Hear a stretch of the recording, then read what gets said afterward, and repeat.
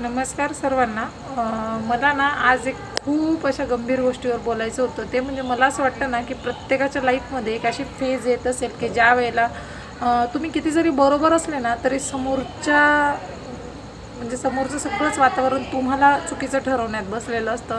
अशा वेळेला ना डोकं काम करत नाही, काही सुचत नाही, काय करावं, काय बोलावं, कोणाशी जाऊन बोलावं, कुठे मन मोकळं करावं, काहीच समजत नसतं.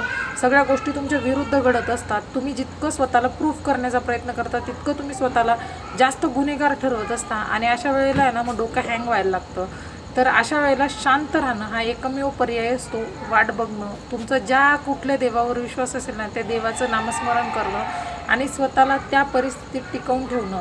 हे मला असं वाटतं ना, बोलायला खूप सोपं आहे पण करायला अवघड. पण अवघड आहे, अशक्य खरंच नाही. आम्ही लहानपणापासून गरिबी पाहतोय, अशा हजारो फेसेस पाहिलेल्या आहे. एक बाई म्हणून तर 100 गोष्टींना तोंड देत आलेलो आहोत. पण तरीसुद्धा आहे ना स्वतःला टिकवून ठेवण्यासाठी एक तो मार्ग असतो. म्हणजे म्हणत नाही का की वेळ आली ना तर 100 दरवाजे बंद होता पण एक दरवाजा देव तुमच्यासाठी उघडा ठेवतो. फक्त प्रश्न असतो तुम्हाला त्या दरवाजापर्यंत जाण्याचा, तुम्ही तो दरवाजा उघडण्याची वाट बघण्याचा किंवा तो प्रयत्न करण्याचा. तिथपर्यंत जा.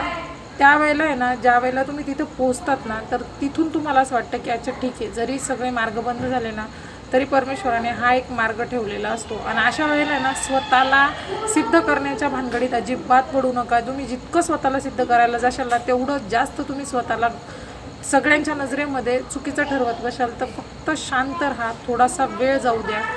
त्यानंतर जेव्हा परिस्थिती स्टेबल होईल ना त्यावेळेला ॲटोमॅटिक सगळं काही निस्तारत जातं. आणि खूप वेळा असं होतं की नाही का, काही सांगायची वेळ येत नाही, म्हणजे सगळ्यांना सगळं कळतं ॲटोमॅटिक. ही गोष्ट कधीच विसरू नका की खोटं लपत नाही आणि खरं मरत नाही. एवढंच सांगेन.